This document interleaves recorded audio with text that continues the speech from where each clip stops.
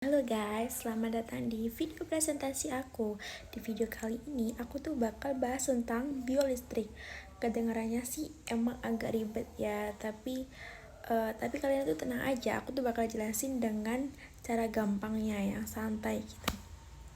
Sekarang kalian pernah kepikiran tentang caranya tubuh kita tuh bisa gerak, mikir, bahkan jantung bisa berdetak terus tanpa kita sadari.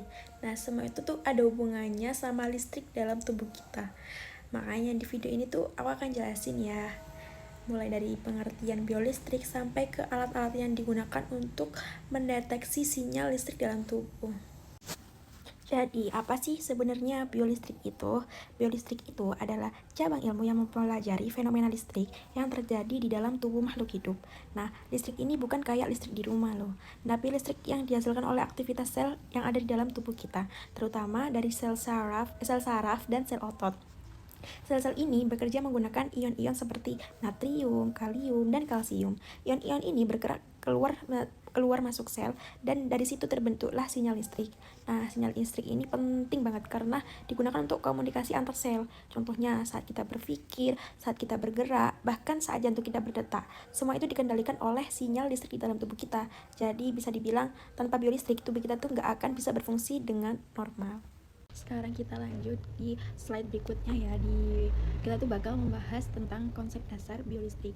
Nah, yang pertama-tama perlu kita ketahui bahwa setiap sel dalam tubuh manusia itu sebenarnya memiliki potensial listrik yang disebut sebagai potensial membran. Potensial ini terjadi karena adanya perbedaan konsentrasi ion seperti ion natrium, kalium, dan ion lainnya di dalam dan di luar sel. Perbedaan konsentrasi ini menciptakan muatan listrik yang membuat sel memiliki tegangan tertentu. Dalam kondisi normal terdapat dua jenis keadaan utama, yaitu potensial istirahat dan potensial aksi. Kondisi di mana sel itu tidak sedang menghantarkan sinyal, sedangkan potensial aksi terjadi ketika sel itu aktif mengirimkan impuls listrik. Nah, sistem ini tuh sangat penting karena digunakan untuk berbagai fungsi tubuh, seperti mengirim impuls saraf, mengatur gerakan otot, serta mengontrol aktivitas organ tubuh. Jadi kita bisa dibilang tanpa adanya aktivitas listrik ini, tubuh kita tidak bisa berfungsi dengan normal.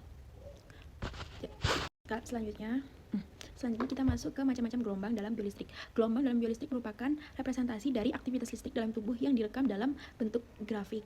Jadi, aktivitas listrik di dalam tubuh kita itu sebenarnya bisa divisualisasikan menjadi bentuk gelombang.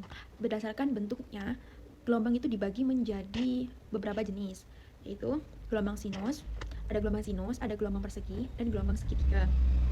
Gelombang sinus memiliki bentuk yang halus dan paling sering ditemui dalam sistem biologis. Nah, dalam sistem biologis, sedangkan dalam gelombang persegi memiliki perubahan yang sangat cepat antara naik dan turun.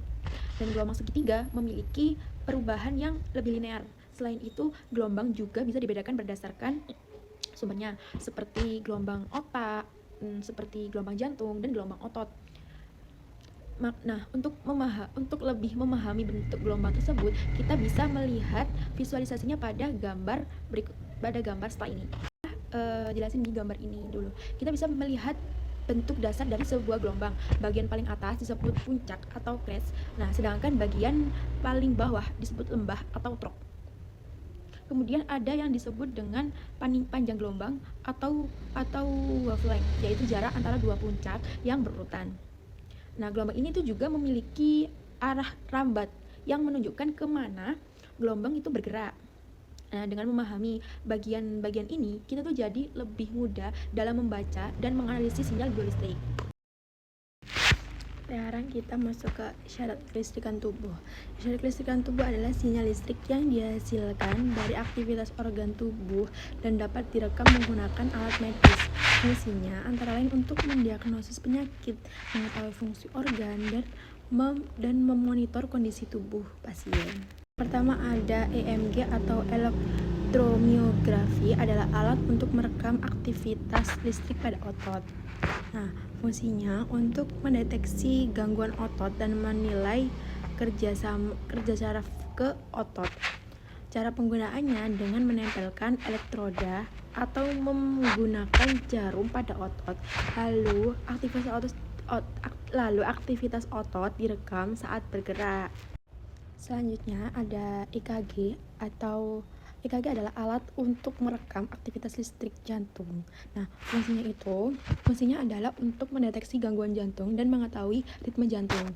Elektroda ditempel di dada, tangan, dan kaki. Lalu hasilnya itu berupa grafik gelombang jantung. Selanjutnya ada EGG atau elektrogastrografi. Nah, EGG ini digunakan untuk merekam aktivitas listrik pada lambung. Fungsinya EGG ini untuk mengetahui gangguan pencernaan dan mengukur gerakan lambung. Cara penggunaannya itu dengan menempelkan elektroda di area perut.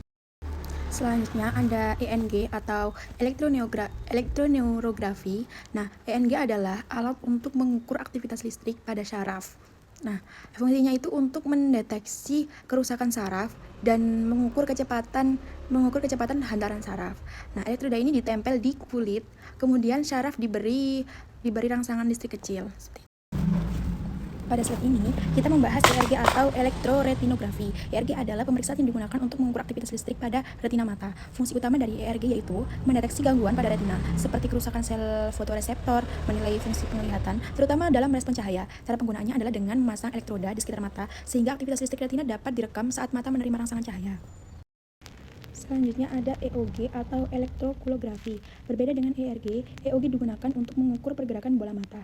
Fungsinya antara lain mendeteksi gangguan pada mata, terutama yang berkaitan dengan pergerakan. Digunakan dalam studi tidur, misalnya untuk mengamati fase tidur REM. Dalam penggunaannya, elektroda ditempel di sekitar mata untuk merekam perubahan potensial listrik saat mereka bergerak. Selanjutnya, aku akan jelasin tentang EEG atau elektroensefalografi. EEG merupakan alat yang digunakan untuk merekam aktivitas listrik di otak. Aktivitas listrik ini penting karena menunjukkan bagaimana otak bekerja dalam berbagai kondisi. EEG memiliki beberapa fungsi utama, di antaranya adalah untuk mendeteksi gangguan seperti epilepsi, menilai fungsi otak, serta digunakan dalam studi tidur untuk melihat pola aktivitas otak saat seseorang tidur. Cara penggunaan EEG yaitu dengan menempelkan elektroda pada kulit kepala pasien. Elektroda ini akan menangkap sinyal listrik dari otak dan merekamnya dalam bentuk grafik.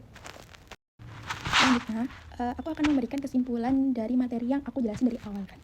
Nah, dapat disimpulkan kalau biolistrik itu memiliki peran yang sangat penting dalam tubuh manusia, karena semua aktivitas organ melibatkan sinyal listrik. Biolistrik juga digunakan untuk memahami cara kerja organ tubuh, terutama otak dan jantung. Selain itu, alat medis yang memanfaatkan biolistrik seperti EEG, EKG, dan lainnya, dengan adanya teknologi ini, tenaga medis ini dapat lebih mudah dalam mendiagnosis berbagai penyakit.